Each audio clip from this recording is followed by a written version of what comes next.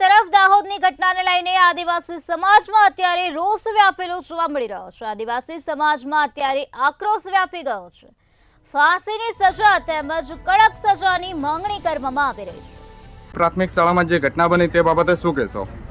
આજે તોરણી પ્રાથમિક શાળાની અંદર જે એક બાળકીને પીખી નાખવામાં આવી છે એક આચાર્ય દ્વારા, તો એ આચાર્યને ફાંસીની સજા થવી જોઈએ અને બાળકીના પરિવારને સરકારે, કારણ કે આ સરકારી તંત્રની ઘોર બેદરકારી છે, એક આચાર્યને આચાર્ય તરીકેનો વિશેષ પગાર આપવામાં આવે છે અને આચાર્ય જો આવી ઘટનામાં સામેલ હોય જેના પર સ્કૂલની સંપૂર્ણ જવાબદારી એ આચાર્યની છે અને આચાર્યને વિશેષ પગાર સરકાર આપે છે અને એ જવાબદાર વ્યક્તિ જો આવું કરતો હોય તો આ સરકારી તંત્રની, સરકારની અને આ વહીવટી અને આ સિસ્ટમની ઘોર બેદરકારી છે અને આ જે કૃત્ય થયું છે એ કૃત્ય સરકાર એના માટે એ બાળકીના પરિવારને 1 કરોડનું વળતર આપે તેવી પણ અમારી માંગ છે। પ્રયાસ અને હત્યાની ઘટનાના સમગ્ર ગુજરાતમાં ઘેરા પ્રત્યાઘાત પડ્યા છે। દાહોદમાં માસૂમ બાળકી સાથે આચરવામાં આવેલી હેવાનિયતને લઈને સમગ્ર આદિવાસી સમાજમાં ભારે રોષ પ્રવર્તી રહ્યો છે।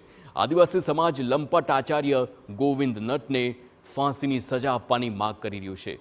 આદિવાસી સમાજના લોકો અને આગેવાનોએ આ કેસને ફાસ્ટ ટ્રેક કોર્ટમાં ચલાવવાની પણ માંગ કરી। હેવાન આચાર્યને સત્વરે ફાંસીની સજા કરવાની માંગ કરી છે। બીજી તરફ કોંગ્રેસે આરોપી આચાર્યના સંઘ કનેક્શનને લઈને પણ સવાલો ઉઠાવ્યા છે। તો સરકારી તંત્રની અને આ સિસ્ટમની ઘોર બેદરકારી છે। આવા શિક્ષકને સરકારે ફાંસીની સજા આપવી જોઈએ, કોર્ટે ફાંસીની સજા આપવી જોઈએ એવી અમારી માંગ છે। અને આ જે ઘટના બની છે એ ઘટનાની અંદર આજે સરકાર મોટા નારા બોલે છે, બેટી બચાવો બેટી પઢાઓ। દાહોદમાં બાળકી સાથેની ઘટના બાદ સ્થાનિકોમાં ભારે રોષ ભભૂકી ઉઠ્યો છે। આચાર્યને કડકમાં કડક સજા થાય તેવી સ્થાનિકો માંગ કરી રહ્યા છે।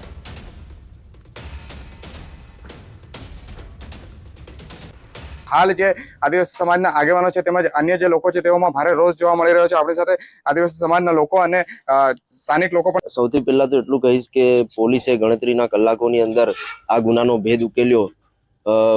દાહોદ જિલ્લા એસપી રાજદીપસિંહ ઝાલા અને સમગ્ર પોલીસ ટીમનો અમે સમાજ વતી ખૂબ આભાર માનીએ છીએ।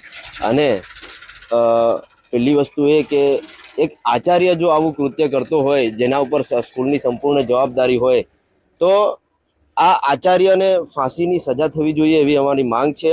અને આવનાર સમયની અંદર અને ગયા સમયની અંદર પણ આવી ઘણી બધી ઘટનાઓ બની છે અને આવી ઘટનાઓ ન બને તે માટે સરકારે આગળના સારા એવા પ્રયાસો કરવા જોઈએ। સરકારે સરકારી શાળાઓ જે છે, માધ્યમિક શાળાઓ છે કે પછી પ્રાથમિક શાળાઓ છે, એ શાળાઓની અંદર સ્પેશિયલી ફોર એક ટ્રેનિંગ મહિલાઓને અને દીકરીઓને, આપણી દીકરીઓને એક ટ્રેનિંગ મળે એ હેતુથી એક કરાટેના ક્લાસ પણ ચાલુ કરવા જોઈએ। ફાંસીની માંગ ઉઠવા પામી છે। આચાર્ય ગોવિંદ નટને ફાંસી આપવામાં આવે તેવી આદિવાસી સમાજના લોકોની માંગ ઉઠવા પામી છે। હાલ તો પોલીસ દ્વારા તેને કોર્ટમાં રજૂ કરી રિમાન્ડ મંજૂર કરાશે અને ત્યારબાદ આગળની કાર્યવાહી હાથ ધરાશે। સૌરભ ગેહલોત, ન્યૂઝ 18 ગુજરાતી, દાહોદ। તો દાહોદમાં આચાર્યએ જે જઘન્ય કૃત્ય કર્યું છે તેની સામે લોકોનો રોષ ભભૂકી રહ્યો છે અને લોકો તેમને ફાંસીની સજા મળે તે જ પ્રકારની માંગ કરી રહ્યા છે।